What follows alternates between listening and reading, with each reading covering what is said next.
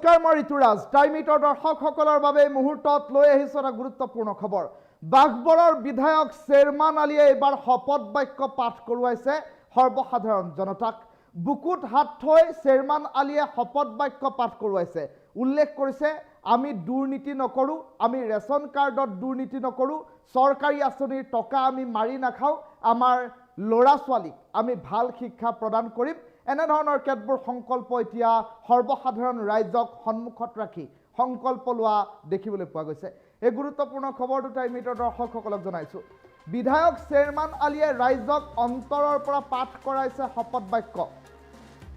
আমি দুৰ্নীতি নকৰোঁ বুলি বুকুত হাত থৈ শপত লৈছে শ্বেৰমান আলীয়ে। আমাক বাংলাদেশী মিয়া বুলি ক'লে অন্তৰত দুখ লাগে, এনেধৰণৰ কেতবোৰ মন্তব্য বিধায়কগৰাকীয়ে উল্লেখ কৰিছে। আমাৰ ল'ৰা ছোৱালীক ভাল শিক্ষা দিম বুলিও শপত গ্ৰহণ কৰিলে আৰু সমান্তৰালকৈ চৰকাৰী আঁচনিৰ টকা আমি মাৰি নাখাওঁ বুলিও এক প্ৰকাৰ শপত বাক্য সৰ্বসাধাৰণ ৰাইজক পাঠ কৰোৱালে বিধায়ক শ্বেৰমান আলীয়ে। এটা আধাৰশিলা উন্মোচনী অনুষ্ঠানত অংশগ্ৰহণ কৰিবলৈ গৈছিল বিধায়ক শ্বেৰমান আলী, আৰু শ্বেৰমান আলীয়ে সেই অনুষ্ঠানত অংশগ্ৰহণ কৰিবলৈ যোৱাৰ পাছতেই সৰ্বসাধাৰণ জনতাক কেতবোৰ নীতি শিক্ষা দিয়া পৰিলক্ষিত হ'ল, য'ত সুস্পষ্টকৈ উল্লেখ কৰা হ'ল যে আমি ৰেচন কাৰ্ডত দুৰ্নীতি নকৰোঁ, আমি চৰকাৰী আঁচনিৰ ধন মাৰি নাখাওঁ বুলি এক প্ৰকাৰ শপত বাক্য পাঠ কৰোৱা পৰিলক্ষিত হ'ল। দৃশ্যাংশটো আছে, টাইমিটৰ দৰ্শকসকলক দেখুৱাই লৈছোঁ।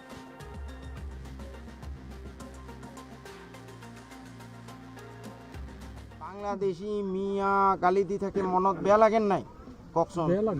বেয়া লাগে না? সঁচাকে বেয়া লাগে? কাৰ কাৰ বেয়া লাগে? চাওঁ উঠাওকচোন। চবৰে বেয়া লাগে। বাংলাদেশী মিয়া এইবোৰ ক'লে চোৰ ডকাইত অন্তৰত দুখ লাগে, লাগে না ভাই? আজিৰ পৰা প্ৰতিজ্ঞা কৰক। ইহঁতে কি কৈ আছে কাণত যাবলৈ নিদিব, যি কৈ থাকক। আজিৰ পৰা প্ৰতিজ্ঞা কৰক, আমি আমাৰ ল'ৰা ছোৱালী ভালৰ ভাল বনাম, পঢ়ুৱাম। কৰিব না প্ৰতিজ্ঞা? চবে কৰিব না? চবে হাত উঠাওক আৰু কওক ইনশাআল্লাহ। মই কৈ যাওঁ, আপোনালোকে ক'ব ইনশাআল্লাহ। আজিৰ পৰা আমি আমাৰ ল'ৰা ছোৱালীক ভালতকৈ ভাল শিক্ষা দিয়াৰ কাৰণে চেষ্টা কৰিম। আমি অসৎ ৰাস্তাত নচলো, আমি এজনে আনজনৰ অন্যায় নকৰোঁ, আমি চৰকাৰী স্কিম মাৰি নাখাওঁ, আমি ৰেচন কাৰ্ডৰ চাউলৰ নামত দুৰ্নীতি নকৰোঁ। এতিয়া মই কৈছো বুলি ক'লে নহ'ব, অন্তৰৰ পৰা ক'ব লাগিব। শুনক চবে ভাই, শুনা, মই এইটো কৈছোঁ মানে অলপ অন্তৰ অলপ ভিতৰত যাবৰ কাৰণে।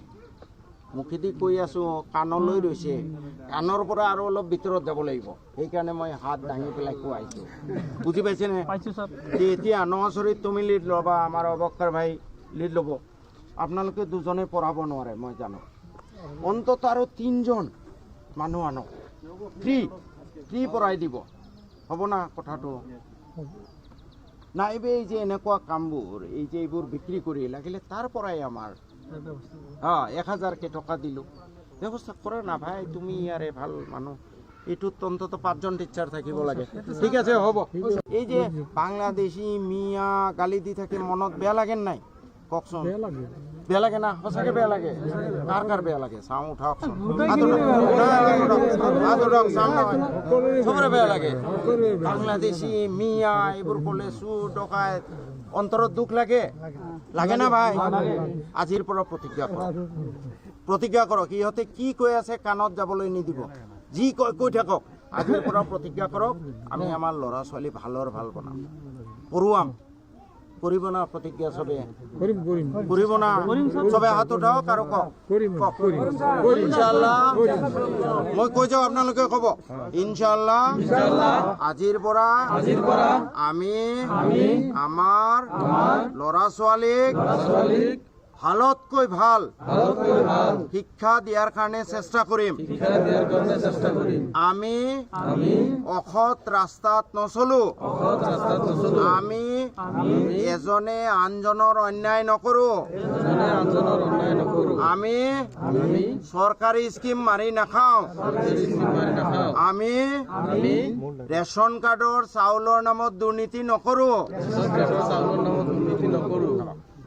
এতিয়া মই কৈছো বুলি ক'লে নহ'ব, অন্তৰৰ পৰা ক'ব লাগিব।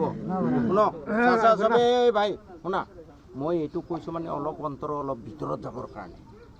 মুখেদি কৈ আছো, কাণলৈ ৰৈছে, কাণৰ পৰা আৰু অলপ ভিতৰত যাব লাগিব। সেইকাৰণে মই হাত দাঙি পেলাই কোৱাইছো। বুজি পাইছেনে? এতিয়া নচৰিত তুমি লিড ল'বা, আমাৰ অৱক্ষৰ ভাই লিড ল'ব। আপোনালোকে দুজনে পঢ়াব নোৱাৰে মই জানো। অন্তত আৰু 3জন মানুহ আনক, ফ্ৰী পঢ়াই দিব। হ'ব না কথাটো? নাইবে এই যে এনেকুৱা কামবোৰ, এই যে এইবোৰ বিক্ৰী কৰি লাগিলে তাৰ পৰাই আমাৰ 1000কে টকা দিলোঁ, ব্যৱস্থা কৰা না ভাই। তুমি ইয়াৰে ভাল মানুহ, এইটোত অন্তত 5জন টিচাৰ থাকিব লাগে। ঠিক আছে, হ'ব। এই যে বাংলাদেশী মিয়া